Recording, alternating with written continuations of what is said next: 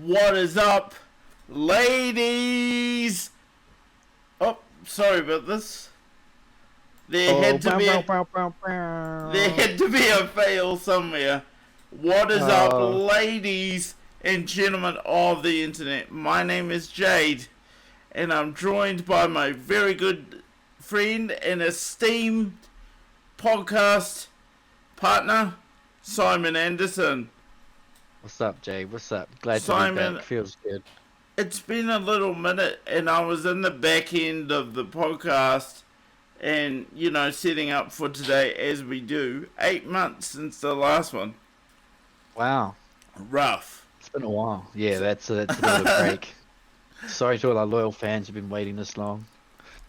so really good to be back, and because it's not a Wednesday and Simon and I have been talking about bringing this back on a regular basis in a different kind of way, we've come up with the name This Is What We Know. Simon, what are your reflections? Well, this is what I know. Um, it's a different world since the last time we did a little bit of a podcast like this, and just stuck inside my house again. So some things haven't changed, but gosh, it feels good to be in front of the camera again, Yeah. talking to you. Keen to get into the nitty-gritty details of some topics.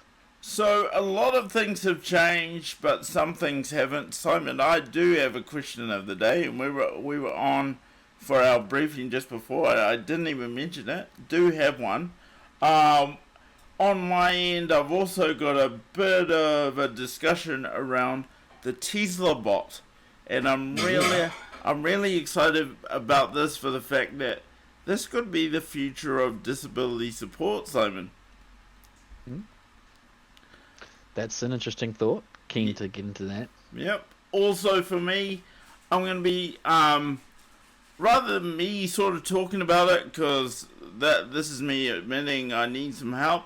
I found a really good video that sort of dives into the Taliban situation and lets us all know what the hell is actually going on there. Simon, what have you got for us today? I've just got a couple of links, some articles, and some stuff from the States and back home, just to start a bit of a conversation, and then of course some COVID related stuff, just because we can't not talk about it. It's everything at the moment. So just a couple of topics to start off the discussion with. Yeah, Sound nothing too spectacular. No, sounds really good, and I might hijack the situation for a second. Simon, what are today's daily numbers for New Zealand? Do you know? Being the 22nd of August at the time of recording. Uh, Do you the have them with you? new Oh, I was looking at the before off the top of my head. I think it's around 20 new cases, or 20 in Auckland and one um in Wellington, something like that. I think that's what we're running at today, the daily total. Shall I whip it up quickly? Would you mind that Not at all. just to verify for the people at home and the people that will join us in the chat what our current situation is? Yes, I was correct with the 21 new community cases of COVID-19 in New Zealand. So the total today is, because you said new Uh, cases, just wondering what the total is. the total number of community cases is now 72 as of 8:36 p.m. Oh, that's yesterday. Okay, newest. That might be all they have, to be fair. Mm. I was looking at old news, maybe. No, I think that's right. 20 today. Okay. Okay. So, I'd love us to be talking about COVID first up. And Simon, thank you for the detail that you're going to bring to the show today around that. But before we get into the nitty gritty of everything today, are you keen for the question of the day? I'm excited. I haven't had a question of the day in a long time. Alright, so here it is. So the question of the day is, Ronald Reagan was famously quoted as saying, "The most terrifying words in the English language are 'I'm from the government and I'm here to help.' What did he mean?" Hmm. That's a great question. You've really stepped it up this time. Well done. Do you want me to go first? Yeah, please. Alrighty. I know you've only just seen it, so it's kind of Yeah, raw yeah, and yeah. hardly fair, but Yeah, no, happy to spitball. No, the thing is, I don't think I've heard this quote before, but I like it. So, um, if you've got to get into the mind of Ronald Reagan, who said it, and I guess his opinion is that the government should provide as little help as possible to the public. Um, I'm not yeah, sure he no, well, means well, that. no, okay, no, but I'm still going. So, what I think is that the government shouldn't be the the person to help the people out of situations, right? It's the he that quote there is saying that the government's coming there and they're saying to help, they're trying to help you. It's usually not ain't going to end up in your best interests. It's like there's always going to be a cost, an opportunity cost of receiving government help, and it's usually you're paying for it. That's what I think he's trying to say when he said that.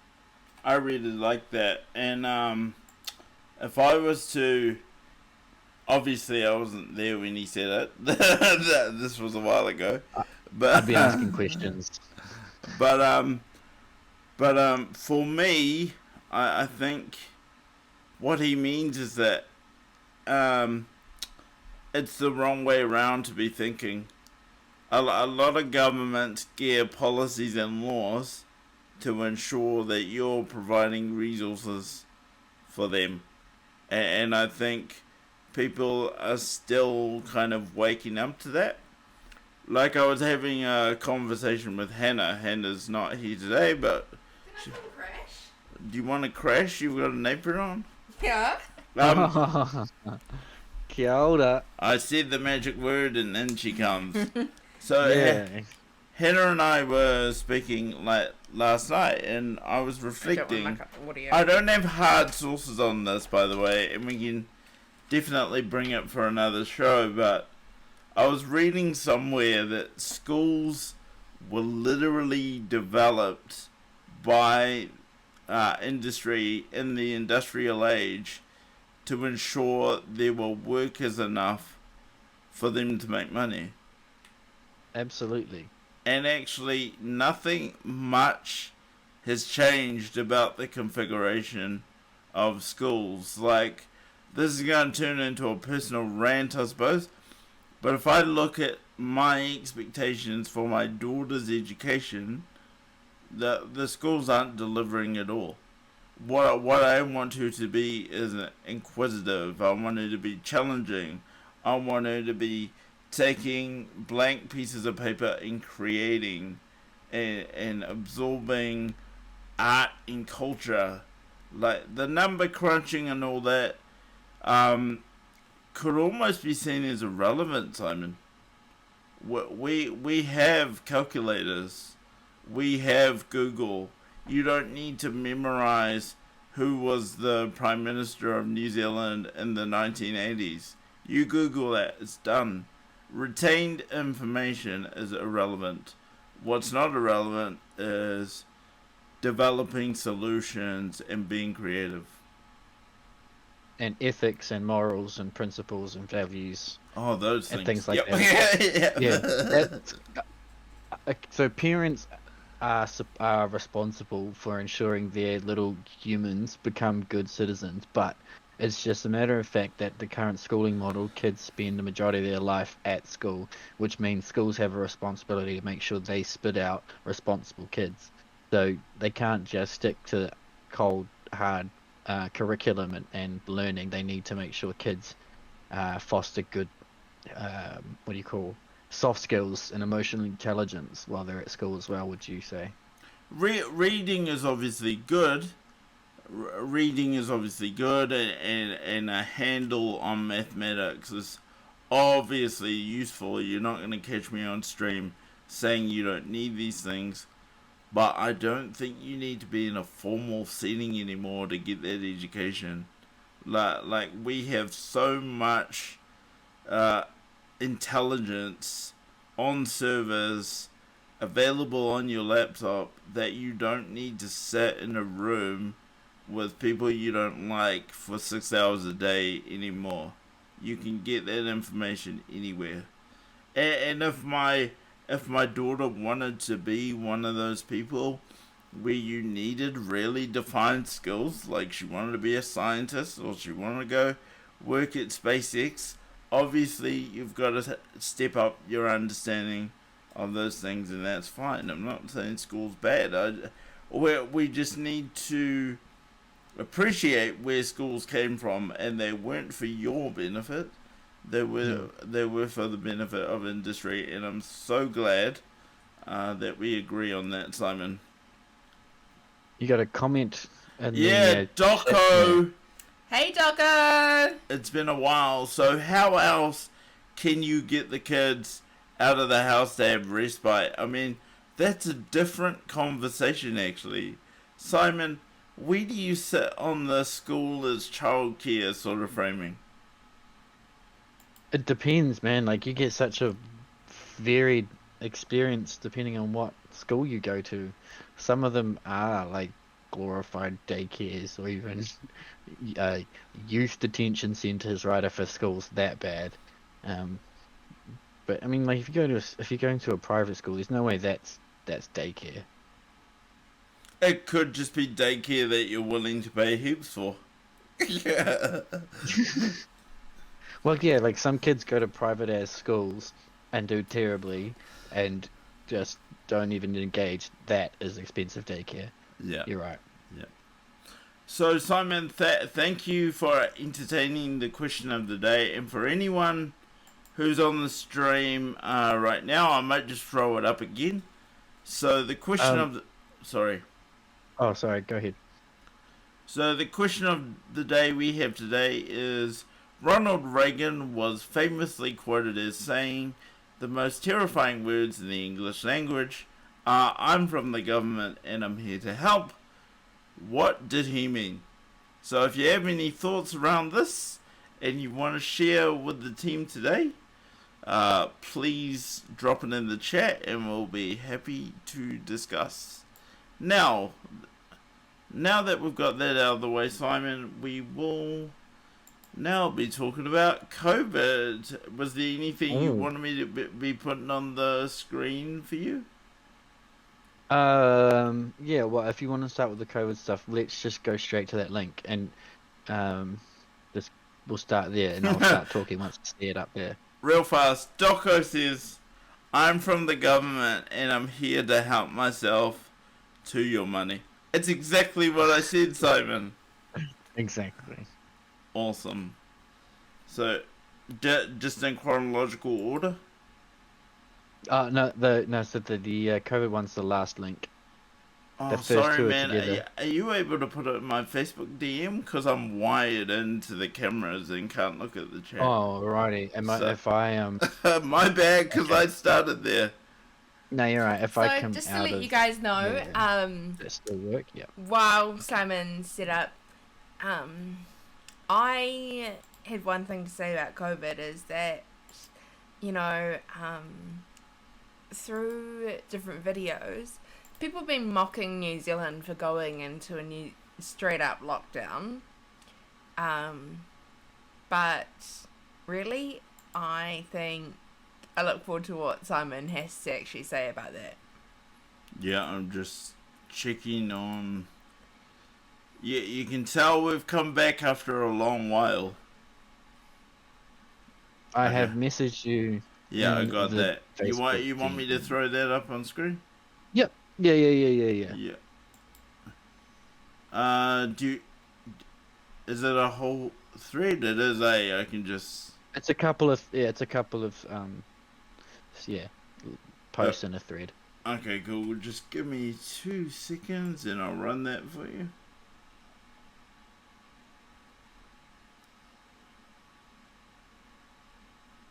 So Simon, do you just want to talk to it while I'm pulling everything up? Yeah. Okay. I guess like the start of it. Okay, I'll start with the context of the post. This guy who's posting these links and screenshots on Twitter. One of his close friends was what he considers coerced by his job into getting a vaccine, and then a few days later died of a heart attack, like quite young. And so this guy's got quite a vested interest in following the news about the the adverse reactions from people getting vaccinated, and trying to see what sort of patterns there are. Oh, let me just get so I can see it. There we go. I'm not sure how super readable this is going to be, sorry. If you click on like that to make it the Oh, the yeah, on the pictures? post.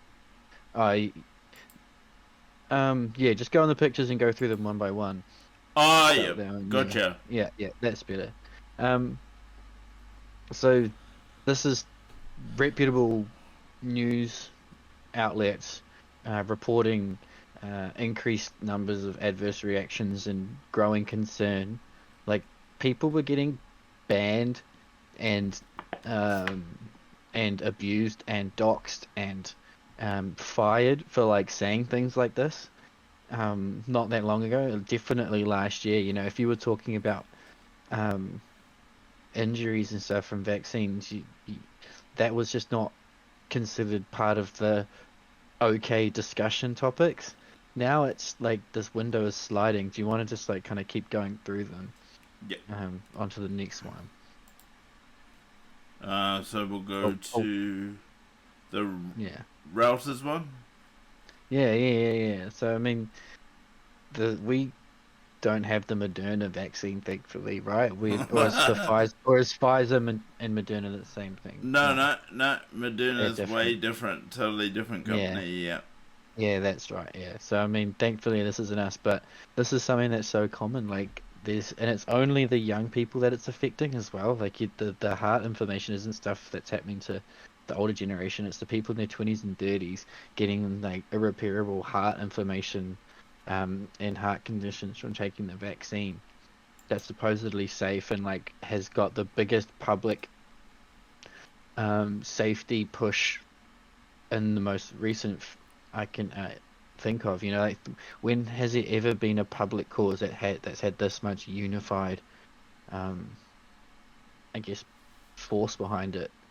Um, it, yeah, the menstruation changes. Like, there's so many people um, who would want to have children after getting vaccinated, and now they're having menstruation issues. Like, that would be super worrying. Like, I would, as a woman, as soon as I would see people saying that that's a possible symptom, and if I was interested in having kids, I just wouldn't really take that risk yet, um, to get vaccinated. The chances of you dying from that disease, that flu, is a lot lower than the chance of you hurting your chance at having kids by taking it. That's what it seems like for me. Simon, you know the weird thing?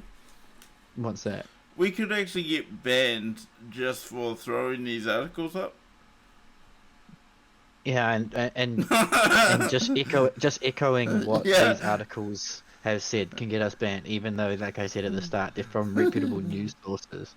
Like, there's got to be a time where people have to kind of just stop and say, okay, let's make sure we've got the full picture of what's happening to these people before we vaccinate way more other people. Um, like we talked about this before the show, so I understand that you are happy to talk about it. But did you want to let the people at home know like your current vaccination status? Um, yeah, I've been vaccinated for lots of stuff, like Oh, I was uh just talking yeah, about as a kid. this. Yeah, Like, I know. It's just I was just volunteering. I've been vaccinated for lots of stuff, but I have not been vaccinated for COVID yet. No, I'm free of the vaccine. I plan to wait. Um, I live a very risk-free lifestyle. I am quite healthy as well. I'm in the very privileged position of being able to wait, um, coupled with the ability to look at what's out there and realize that the risk versus reward isn't there for me to get vaccinated. you also like I'm not going to dox you or anything, but you have the kind of role where you don't actually require physical contact. Physical contact would be like a choice and an option for your work. It's not actually required though. Yeah. No, I definitely don't expose myself to people other than my colleagues very often. I Yeah. don't really expose myself to anyone. Um, I haven't even had a chance to say hello to Hannah, who's just kind of Hi, slipped in. Simon. Hello, Hannah. Well, You just you kind of see, I tried slipped to in there keep and I her thought in the it's- kitchen. Look, like I got the whole apron thing. Didn't work. That's right. As long as dinner's not disrupted, I'm sure Hannah can stick around. So for me, Simon, you know, because I understand you've had quite a hard time with your stance on the COVID vaccine. I'm willing to say that I've made the decision not to get it, and I actually have a bit of a backstory though. So you know how you said you had all your childhood ones? Yep. I think I told you this in a previous episode. I found out last year, so I'm 36. I found out last year my mum never took care of any of those. So you just skipped them all. And the thing was my grandmother sort of said to my mum, you know, he's already got a lot of shit going on with his cerebral palsy. Do we really need to be pumping him full of chemicals? And basically, my mum was like banned from giving me vaccines. Intermediate school, however, with the measles, mumps, rubella, I had all those. Mm. Yeah, but I did not have my infant child vaccines apparently. And my mum actually, she kills over laughing about it because I was in such shock about the whole thing. Like, I couldn't actually believe it. I thought she was like pranking me or something. But she's dead serious. Dead serious. I haven't had my childhood vaccines. And look at you now. Clean I'm to the heart. alright. Kind of still Yeah. disabled, but alright. Yeah, but that was before the vaccines as well, so you can't say it caused. So thank you for highlighting sort of the global reaction to the vaccines. Are you surprised that we're in level 4? No. It kind of links into like the other stuff I have linked for the discussion for today. Like, Yeah, give me another one. there's Sorry, I caked it with leaving everything in Discord. oh, yeah, I should have actually been onto it a bit better there. And okay, we're gonna jump around to get to where we were just then, but we'll go with it.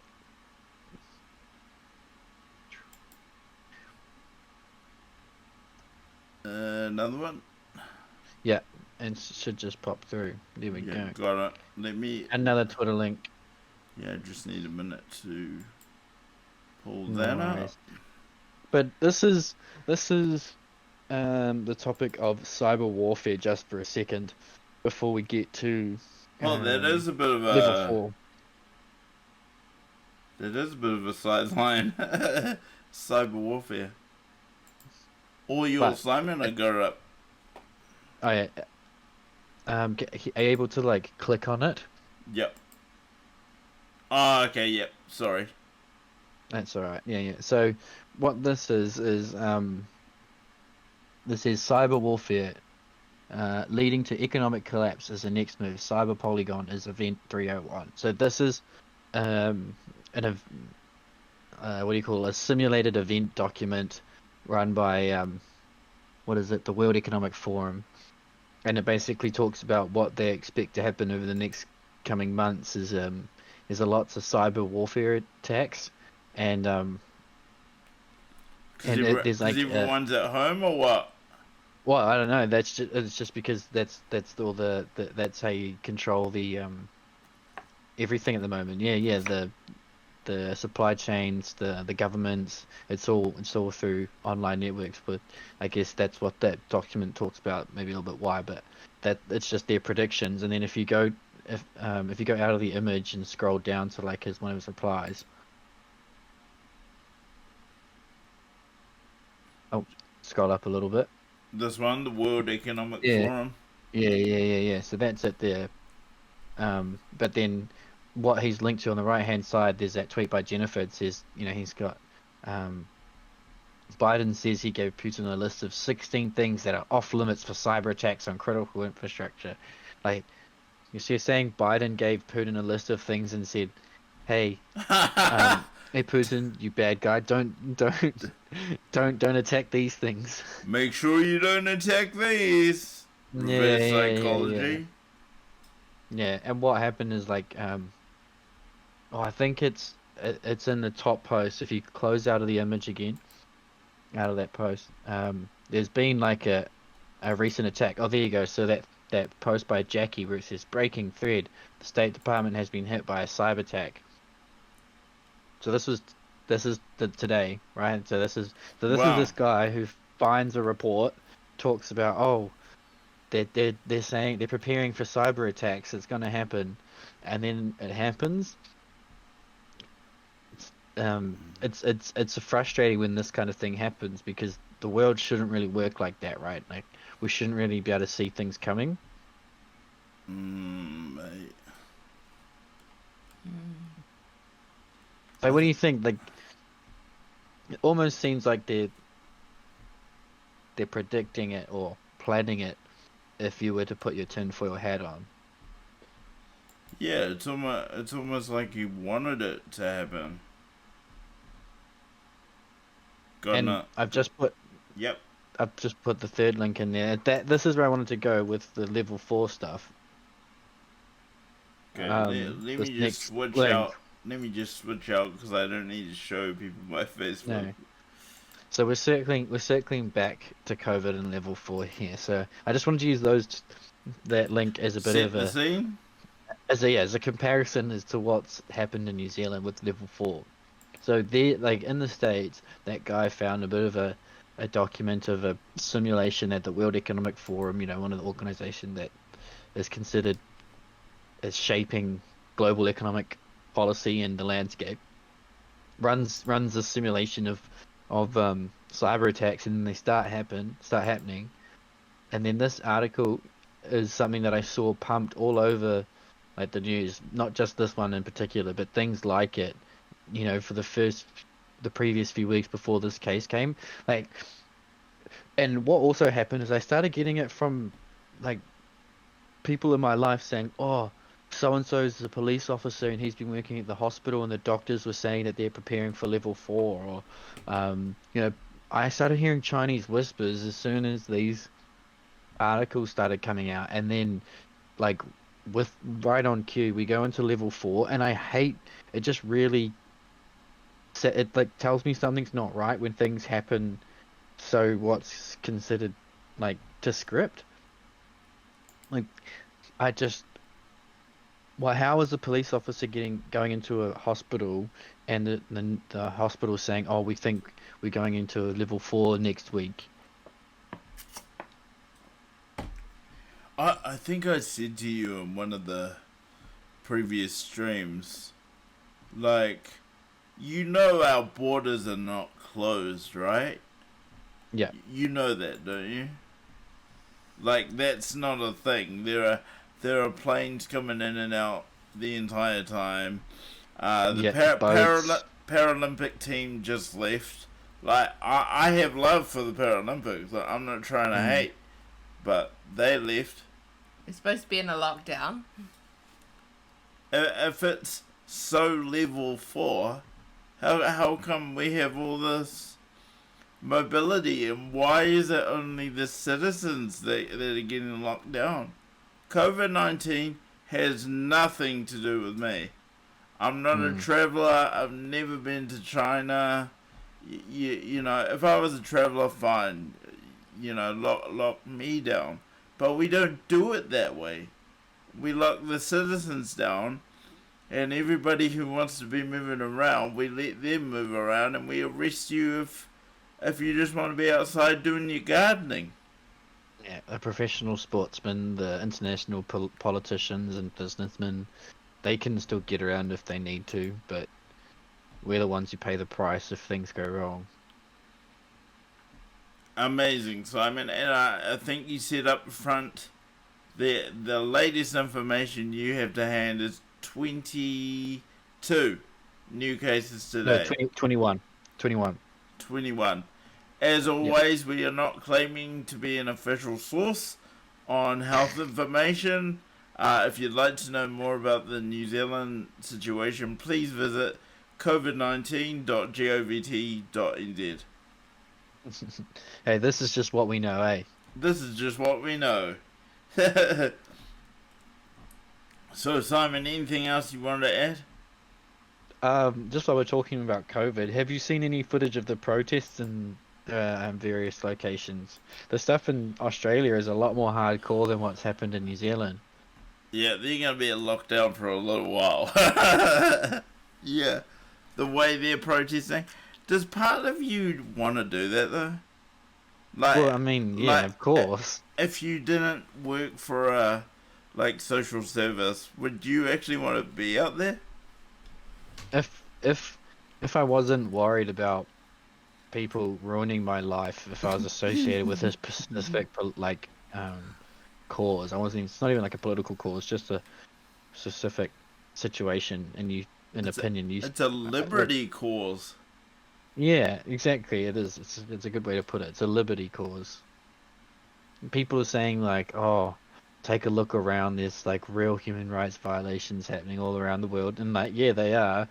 I saw a pretty cool, well, not cool. I saw a pretty poignant post, I guess, from this guy talking about all these different atrocities that are happening around the world in the last month, like earthquakes, massive storm events, government unrest, all that kind of stuff.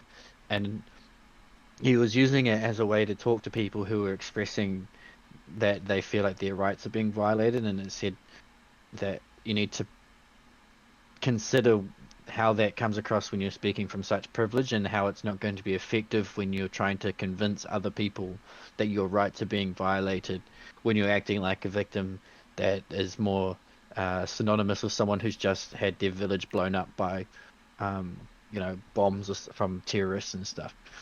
And I think it was right. It's the right thing to say. He was saying don't voice your opinion and act as such a victim when it's not, I guess, a comparable atrocity like real rights violations.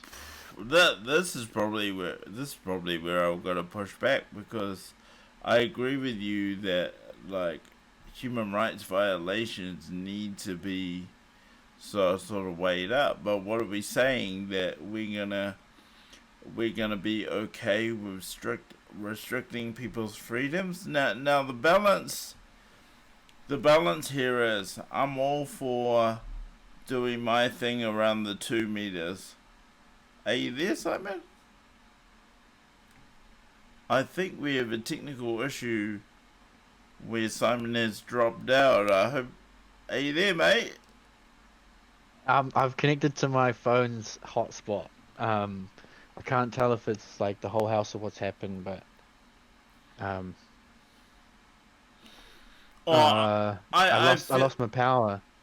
Power. Mm. Okay, so we're probably not going to have Simon for too much longer, depending how full his laptop battery was before this. Thank you for switching. Yeah. Thank you for switching to hotspot, and I love that Discord recovers so quickly like that. Yeah, I didn't even drop out of the room at all. It was nice. It's amazing. What I was saying is the thing that I always think about, Simon, is the sliding of expectation. Right. So yes, we are not in Afghanistan. We are not getting our whole communities blown to pieces. That is not happening. But what I also don't want to see is us being conditioned to accept being on basically a high security lockdown, like jail, you know.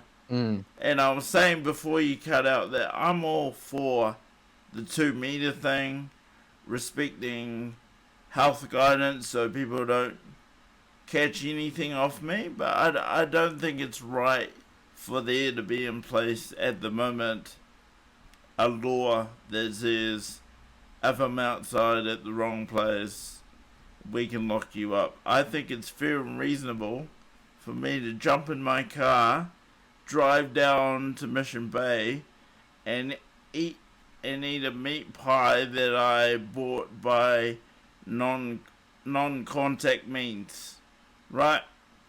Like, Absolutely. I should be able to get my pie, drive down to Mission Bay, sit there and eat 2 meters away from anyone.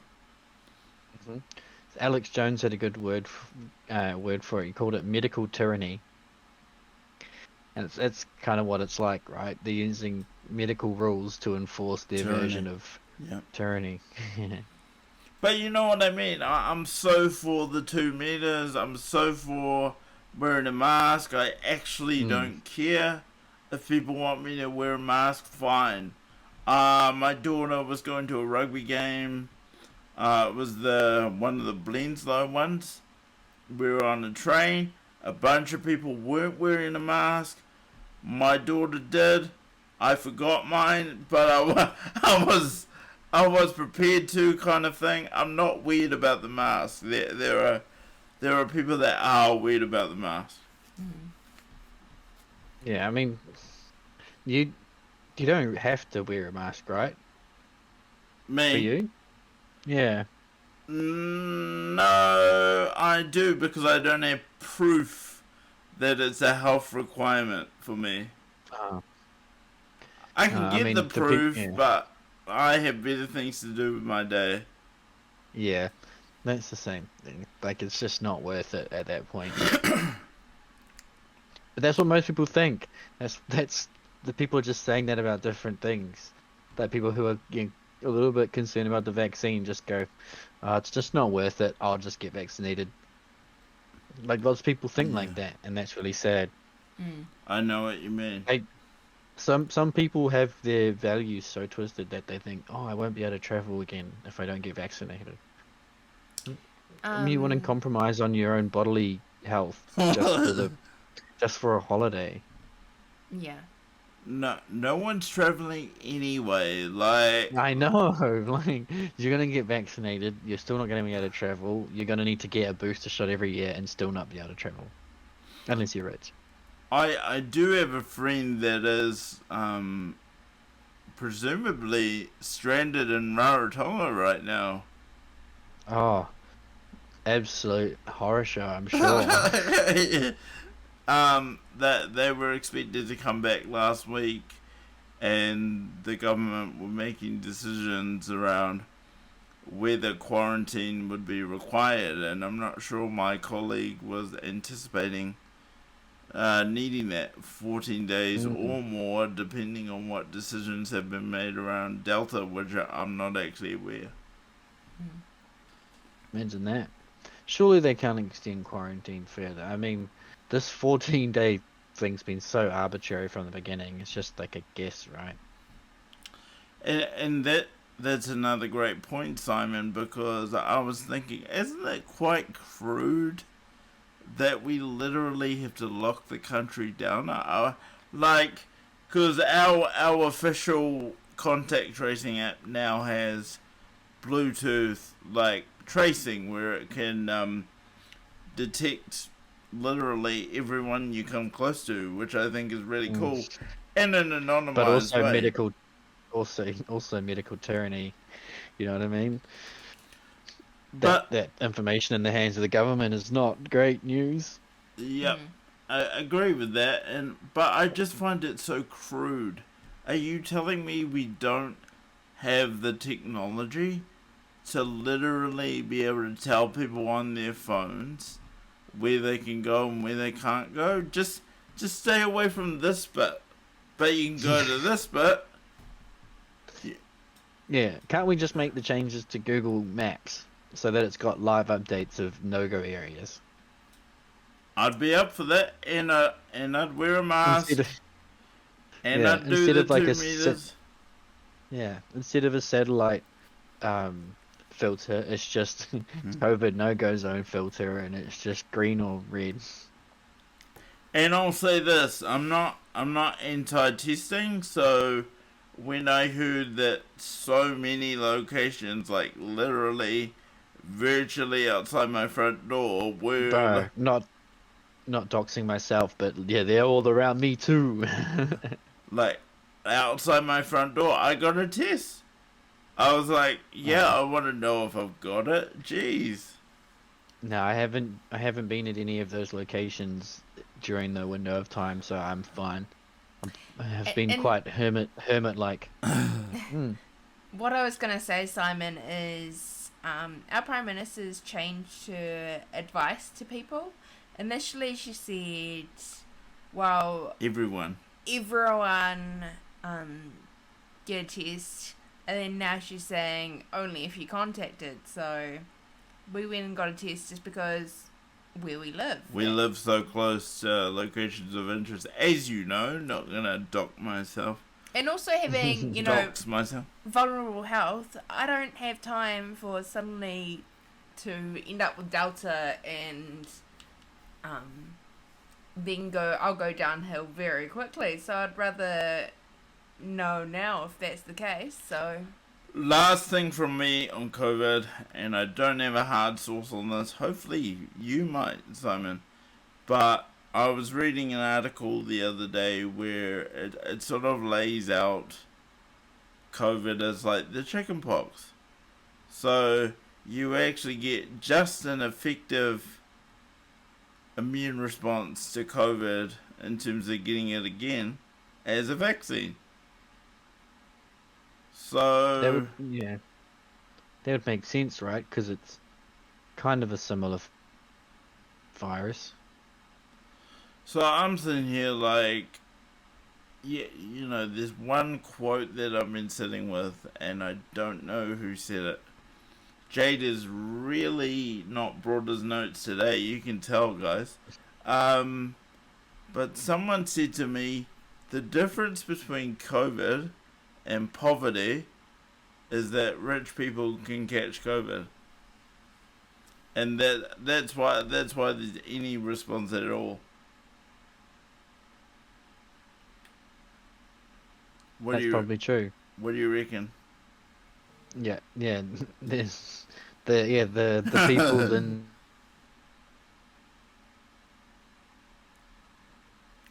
Okay, unfortunately, I feel like we might be losing Simon. He will be making a concerted effort to get back online, I'm sure. I'll be right back. I'm just gonna check what's in the oven. Yes, please. Don't burn the house down. Great. Right back. So, just realigning, guys. We've been talking about COVID this afternoon. If you have any sort of comments or things you'd like to raise about the vaccine, the virus, your own experience, let us know in the chat. We will be over the moon to hear from you. But just while Simon's coming back on, are you there, mate? Can you hear me? Am I all good?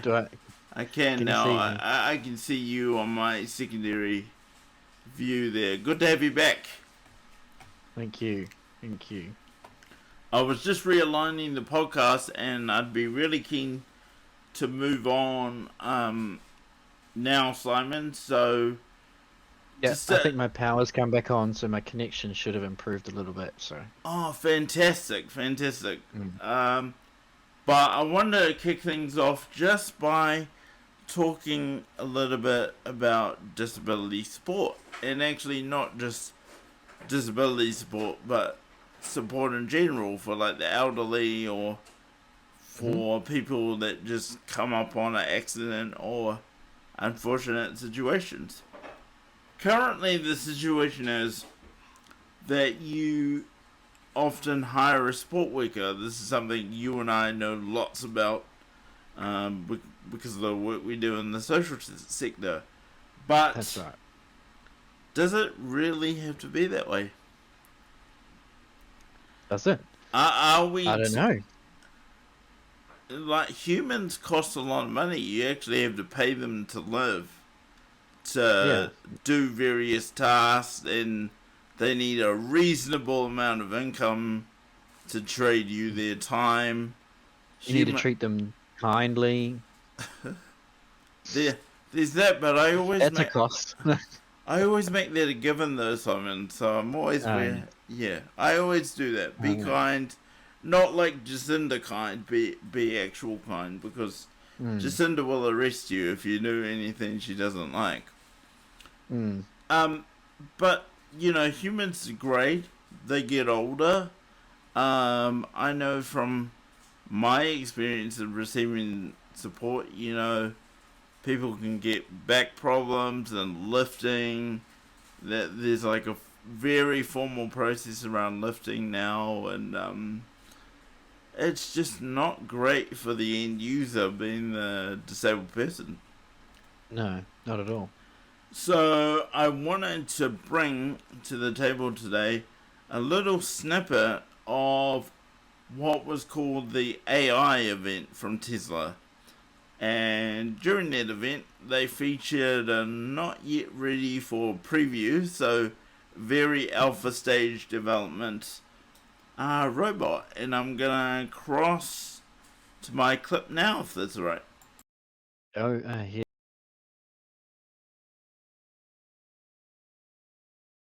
Elon Musk said that what we just saw with the dancing was not real, but he did share a couple of slides showing what to expect from the Tesla bot. We'd be looking at a friendly 5'8" robot weighing only 125 pounds since it is built out of undisclosed lightweight materials. It would be able to carry 45 pounds and deadlift 150 pounds. The Tesla bot is not fast. It reaches speeds of up to 5 miles per hour. Musk joked about the bot, saying you would be able to run away from it and, most likely, overpower it. I'm not making that up. He also said, we certainly hope that this does not feature in a dystopian sci-fi movie. I'm not making that up either. One of the goals of the Tesla bot is to eliminate dangerous, repetitive, boring tasks. There was a slide on the technical details. The head would feature a screen to provide information to whomever's looking at the bot. It would run on Tesla's full self-driving computer with an autopilot system using 8 cameras to help. AI is a big part of Tesla bot, with one slide mentioning the use of neural net planning, simulation, and multicam video neural networks. The bot will be using all the tools that are in Tesla cars. Musk said that one of the goals of the Tesla bot is to have it do things that it was not explicitly trained to do.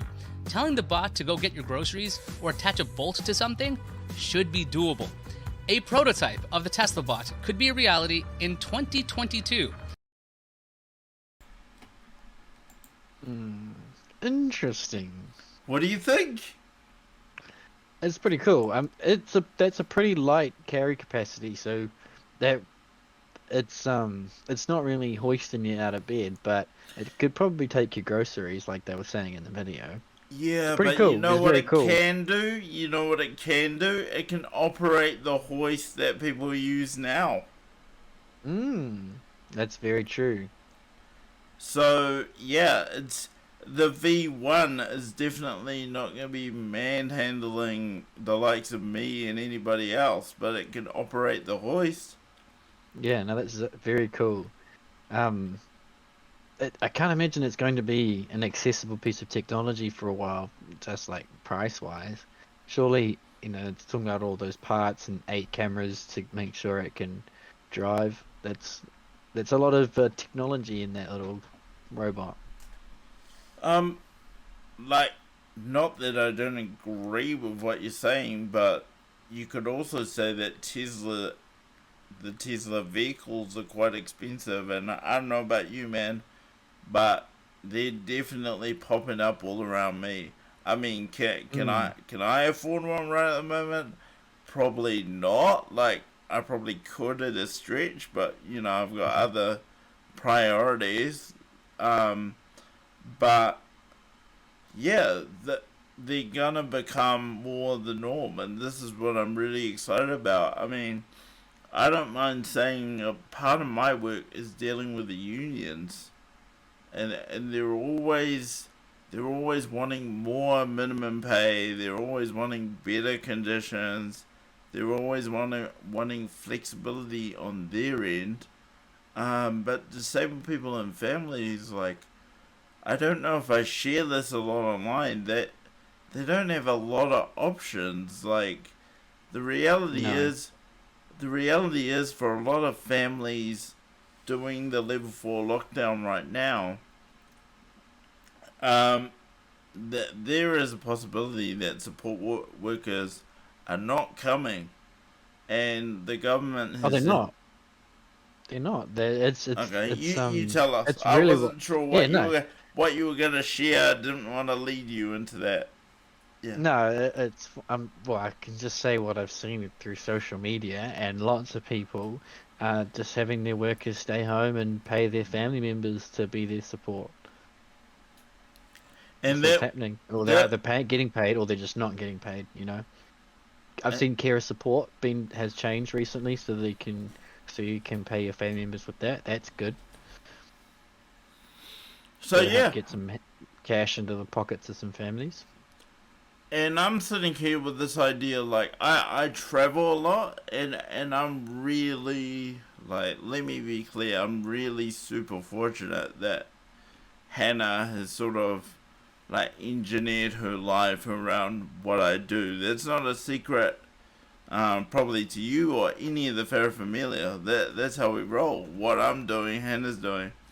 Um, but in the future, what if there was like a cloud drive for these robots, right? The robot walked with me down to my garage to make sure I was okay. You know, I got in a taxi to the airport, whatever the situation. I use my cloud drive to log into another bot at the airport. They get me through security, they carry my bags, and then I use my cloud drive again when I'm in Wellington. It's my same bot on my USB with all my settings, but I've interacted with like 4 different bots. Mm. Even better, you don't even need a USB because it's in the cloud drive. But yeah, it's like the Lime scooter, but for robot, um, support. Well, Yeah, exactly. yeah, it's just like the Lime scooter, but yeah, Well, I was just it's your thinking, personally AI does molded robot. I take your point about cloud drive meaning in the cloud, but why I was Oh right. thinking the USB would be important would be for like 2-factor authentication or something. Oh yeah, it could be fingerprint controlled or something. Amazing. But I just thought I'd bring that to the table because this podcast is not totally about disability content, but I just thought it was an interesting piece of information, and you know, I've been really into thinking about how we transform support, because humans do degrade a lot faster than machines. And you Hmm. know, the last thing I'd say on this, Simon, I think human interaction is such a needed thing for us all, but I think not many people get to experience the complexities of a support relationship. It can be rewarding, it can be enjoyable, but it can also get really intense and complicated at times, depending what the situation is. And being a disabled person, when you have someone that you rely on, sort of say, I need to take 6 months leave, or I need to pivot my lifestyle and I have something else to do. Like, we're not narcissists or anything, but that takes a lot of like mental capacity to say, okay, they're within their rights to do that, but now I've got to do all this other administration to get a replacement, and it can kind of be draining. Absolutely, though. I mean, you said it's such a deep and complicated dynamic, but it's so intertwined as well. Like it's yeah. Once you're really accustomed to it, you can notice it once it changes. I do know a lot of my Wheel Blacks mates have like married their nurses from when they were in rehab, stuff like that. So it is intense, but not everyone's that lucky to marry their nurse and stuff like that. And Is it rude to joke and call that Stockholm syndrome? could be. Hannah's made me a brownie, and I think she's gonna like pour some yogurt over that bad boy. It's gonna be yum. It's gonna be Oh yum. wow!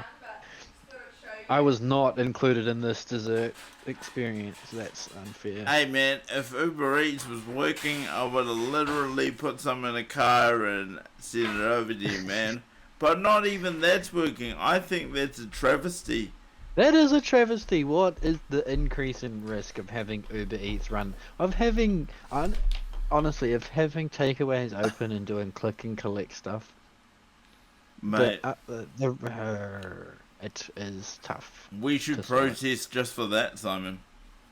Even just for the fruit and veggie markets and the butcher shops, and like, it's annoying that the supermarkets are open, but butcher shops can't because they're not essential. Oh, Fruit and veggie shop. we've been able to work with one. Yeah, the one that we've been to before, our butcher. Now, they're not allowed to be physically open, but they're allowed to do deliveries. Yeah, so Okay. you can't come to their shop, but they are able to contactless deliver to you. But how many butchers actually deliver? Not many, I guess. But the one that we go to, they do delivery.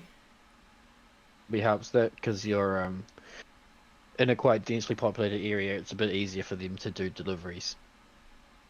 Or do you get your meat delivered from somewhere outside of where you live? Nah, Westmere, man. So just kind of like west a little bit. West Yeah. Side. Yeah, but anyway, this is gonna be the most god awful segue in history. But sort of the other story I'm bringing to the table today is a little bit of information about what the hell is going on in Afghanistan. And like Simon, I'm not actually allowed to stream the scene that everybody probably wants me to replay with the people literally Seen it. falling off the military aircraft. I forget what they call those. The Hercules? I don't know. The Hercules, yeah. People literally dropping off the landing gear. I can't play that. It's against community guidelines, but That's a pretty quick TOS. yeah. But we all know the one. Apparently, the news is allowed to play it, but we aren't. But Simon, I have another clip, and I'm just gonna play this, and we can talk a little bit more about the Taliban situation. I have an interesting theory I'd like to share. Okay, let's just play the clip, and then we'll come to that. Nice.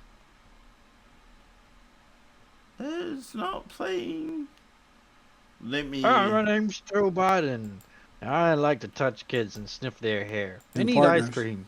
With our military leaders and intelligence personnel, with our diplomats and our development experts, with the Congress and the Vice President, as well as with Mr. Ghani and many others around the world, I've concluded that it's time to end America's longest war. It's time for American troops to come home. Oh, he decided. Right.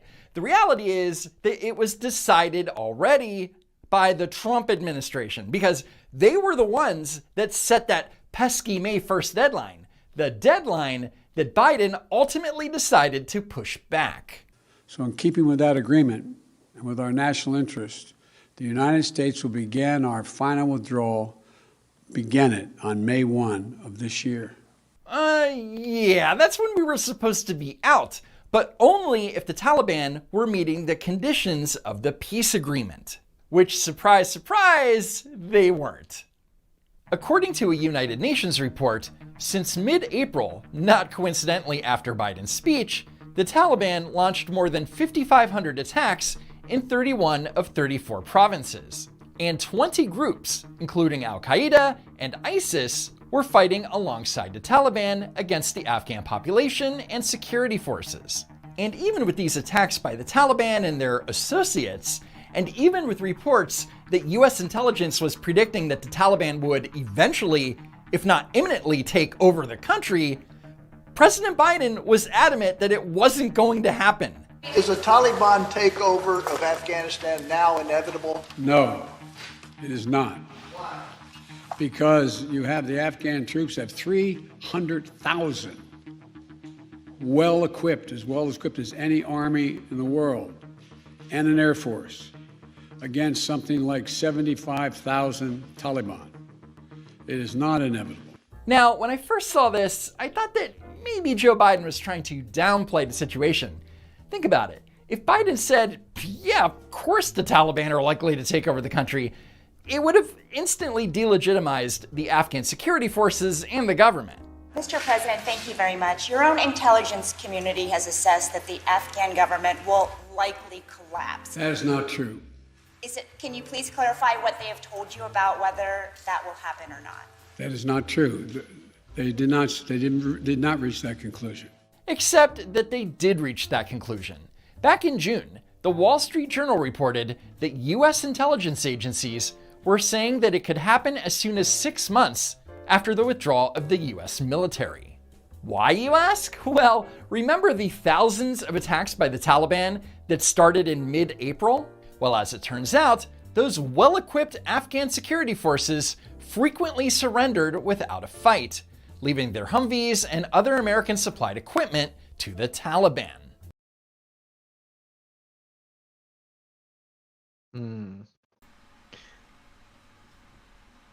Perfect exit. Flawless dismount. So that's what happened, and I'm so grateful for that video from Don't Walk Run Productions on YouTube. We'll provide links to all of this stuff on the repost on YouTube and on Odyssey. We are now on Odyssey, by the way. Cool. That soft announcement there. Yeah, that's what happened, Simon. Yeah, I mean, the fact that all millions, maybe billions of dollars of military equipment just got left behind without any sort of fight, just kind of like handed over.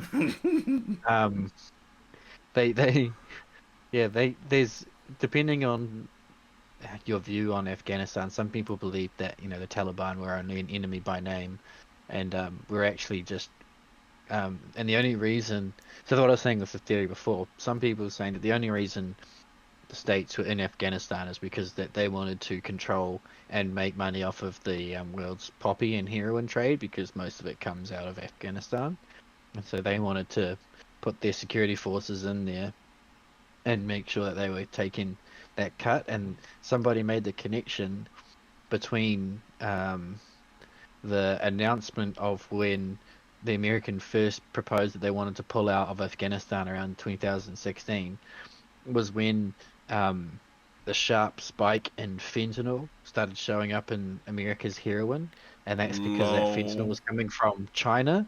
And so the reason that we've moved out of Afghanistan is that all of the heroin in the United States is now coming from China with the fentanyl. And now who are we talking about the most? Yeah, exactly. China. Simon, But, you're really good at drawing dots. Well, the dots were drawn by others, right? Like, this is just me repeating what other people that I've seen on social media say, and it makes sense, or at least interesting enough to entertain with some sort of consideration. But yeah, I mean, it makes sense. I can't remember the number, but it's tens of billions of dollars of money of heroin comes out, is made from Afghanistan a year. Wow, I had no idea. not of that fact. I did understand that the US actually funded the Taliban for a lot of what it was doing in Afghanistan, and they sort of made them what they are as a terrorist group. Yeah, they sure did. And then I don't know if we want to go there about the whole 9/11 thing, but we all know, like, again, no hard sources, but I think we've all figured out by now that was an inside job. Yeah, I mean, you can't. It's sad to think some people don't understand that yet. Yeah. So, ladies and gentlemen, that's what I've got on the table. I mean, the Tesla bot, I'm super excited about, and we're gonna have to wait till 2022 to even see a prototype. So, I got a lot of living to do before then. That's what happened. Sorry. You know what will happen is it's just clicked. We've only just heard about the Tesla bot, but what's happened with the other billionaires of the year is that as soon as one does it, the others got to do it, and better and sooner. So just like there was the billionaire space race, I'm predicting the billionaire robot race. It's here. It's online. Simon Anderson said it first. The Echo robot is coming. Echo robot. Oh. Echo Or the bot. Alexa robot. Yeah, or Alexa bot. Or just Alexa, you know, a walking, talking support Alexa. That could get really exciting for not only the support space, but you know, the thing about nurses, that they weren't on my schedule to be talking about today, but I'm aware they've had some strikes recently, and what if these bots could alleviate some of the more medial kind of jobs? You know, the jobs like turning people. What if the Tesla bot could do that, and the nurse could be focusing on like medical procedures and medication? It's gonna surgical support. Surgical support. I mean, we already have remote bots, right? We have surgeons operating over either fiber connection or 5G by robot hands right now. So, We're on the cusp of the future. For people who love the movie iRobot, we're almost there. I was wondering if that was going to come up. I've got no fears about that personally, and Elon would have to convince us that he's baked in the laws of robotics, so he'd have to prove what would happen if the robot was given a command to harm someone. He'd have to prove that on stage, and you know, he'd probably have to submit to the what is it, the FCC and all those people that get into machinery and stuff like that. But personally, I've got no concerns because they'd never let that happen. There will be some outlying circumstances, I'm sure, like how will a robot react in a car crash? How will it react in domestic violence situations? Because they're definitely going to observe those. But I'm still really excited to see what comes out. I'm putting all my hopes and dreams right at the moment on the Tesla bot, I think. Yeah, I mean, I'm just thumbing through the possibilities of what a Tesla bot could help me with. You know, just like all the stuff around the house, or like you going on like this is super stupid, but I was just thinking going on a surf trip, you could just have your Tesla bot perched up on the sand dunes, just filming you, you know, just like giving you perfect waves, or towing you into a wave. You just get like the Tesla bot to tow you into a wave. Oh, the possibilities are endless. Really relevant. Well, Simon, that's all I've got for today, and I was thinking that might be a cool place to leave it. Anything Totally. else you wanted to say before we wrapped up? Sorry about the stream issues with the connection. I'll have to make sure that whatever happened, particularly think maybe a fuse blew or something, because all the power in my room just went out, or it was the whole house. But I'll make sure that doesn't happen again. But it's been good to get in front of the camera again, like I said. Thank you for having me, Jade and Hannah. Oh, Good to see you both. Good to see you both well. It's so good to be back with you, Simon, and look forward to the rebrand of the podcast as we go forward. And like, it's a good excuse to get in front of a photographer when we're finally allowed to and do a bit of promo for this thing. But for now, guys, back-to-back finger guns. Back-to-back finger guns. Yeah. What are they? Charlie's Angels. Yeah. Love it. Really look forward to that. It doesn't look like we're going to be out of lockdown anytime soon, especially when the case numbers are still rising and things like that. But Simon, it's been too long. Stoked to see you again. I think we had dinner together a month ago, was it? Honestly, it just feels like the time slips away between our visits and catch-ups. It's just bizarre. But we've got a bit of a schedule to commit to, so I think Sundays to catch up. Yeah. Grab a nice afternoon beverage and sit back and enjoy some two dudes and sometimes Hannah rambling to each other. Thank you for everybody that's been in the chat this afternoon, just sitting back and wondering what the hell we're on about. Do subscribe to the channel to catch us again soon. But for now, guys, thank you for being a part of the channel. Thank you for being a part of the journey. Please stay awesome. And Simon? And we'll see you all in the next one.